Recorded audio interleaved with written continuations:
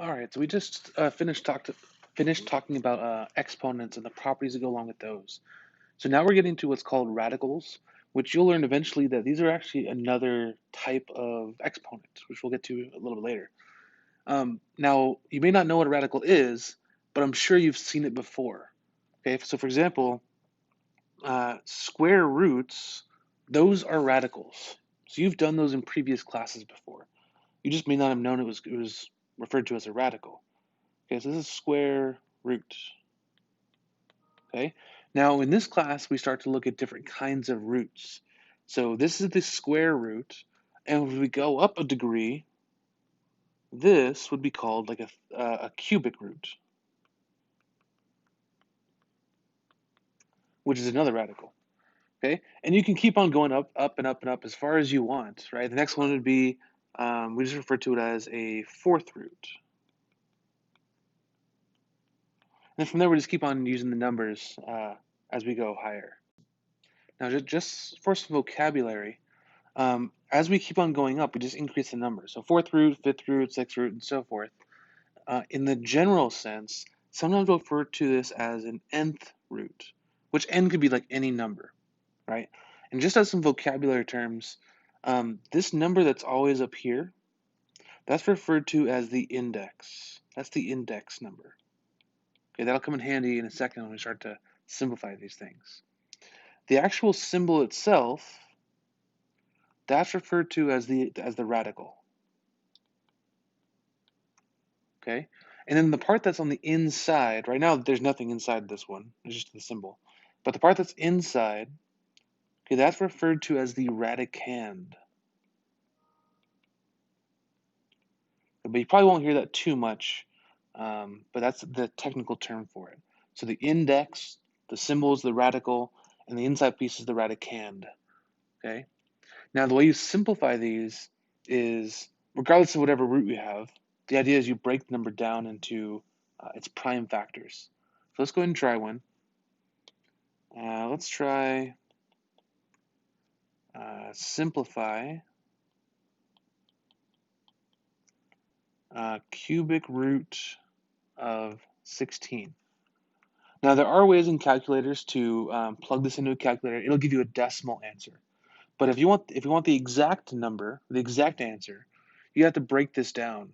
Okay, so you've probably done this in previous years before. It's called a factor tree. So we're taking that inside piece, the radicand, and we're breaking it down. So two numbers that multiply to 16. Now there's different ways you can go about it. You can go 8 times 2, or you can go like 4 times 4, whichever works. So let's say you go with 8 times 2. Okay, you keep breaking these numbers down until they cannot be broken down any further. The 2 you can't break down, it's a prime number. Okay, the 8, however, you can break down. You can break 8 into 4 and 2. And again, keep going until you can't go any further. So this 2 can't go any further. So that's why I'm circling them, so I can keep track of them. The 4 can break down into 2 and 2, and then those are stuck. Okay, so we broke down 16. 16 broke down into 4 2's. So let's go and rewrite this. Okay, so it's the cubic root of, and we're going to write all 4 2's.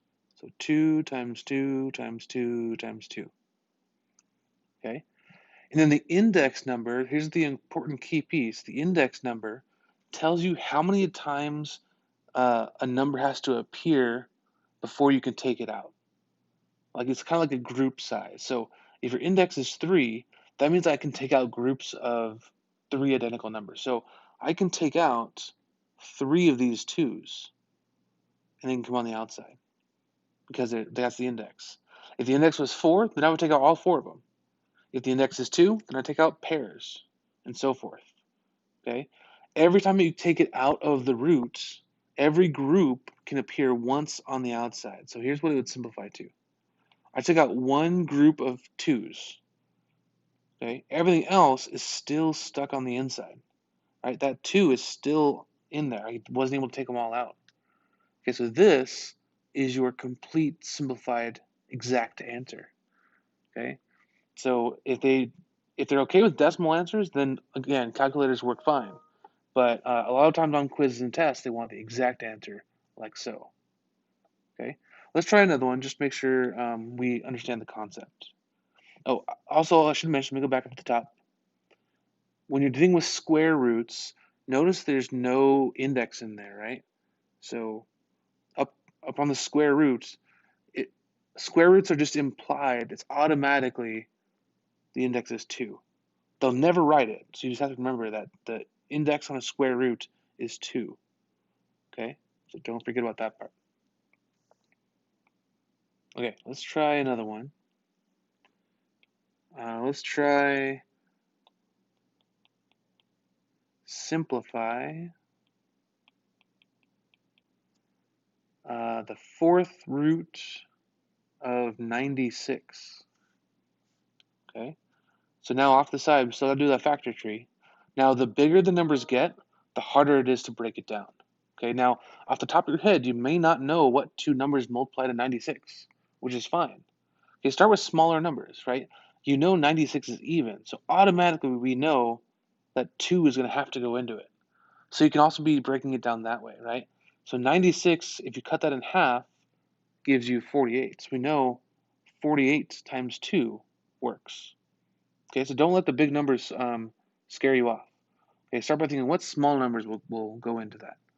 Okay, so 2 doesn't break down any further. Okay, 48. Again, 2 also works again, still even.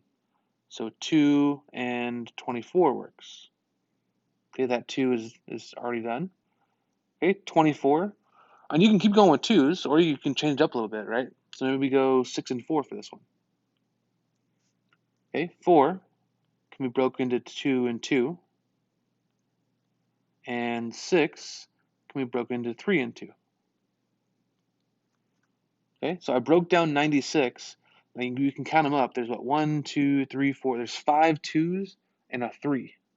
Okay, so this is going to simplify into the 4th root. Let's write them all out. There was 5 2's, so 1, 2, 3, 4, 5, and there was a 3. All right, then we look to our index number. Our index in this question is 4.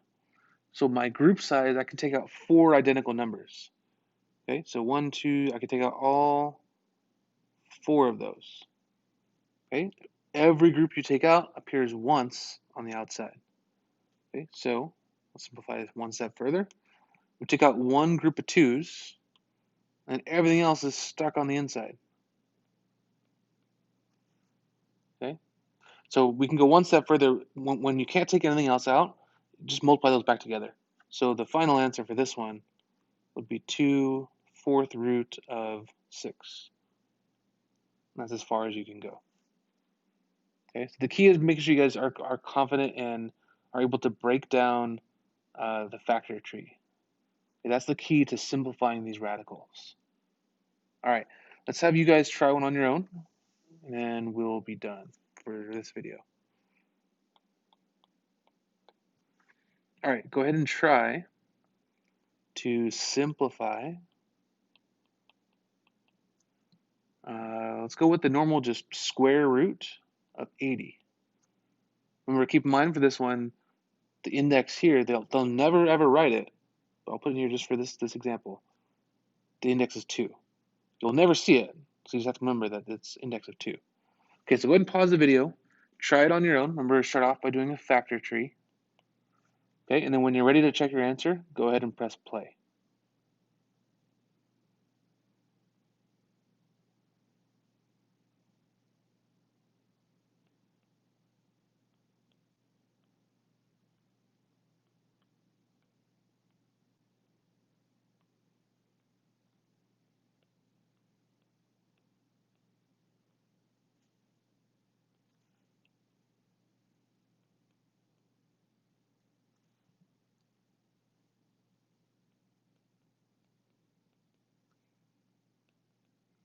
Oops. Now, I will point out in this question, where your index is 2, so you're looking for pairs of numbers. So in this one, we actually have 2 groups. So we're taking out 2 groups of 2's. So on the outside, we took out 2 groups of 2's. So one group, 2 groups. and the leftovers are stuck on the inside. And then just clean it up, and we're done. 2 times 2 is 4. So 4 square root of 5 is the simplified answer.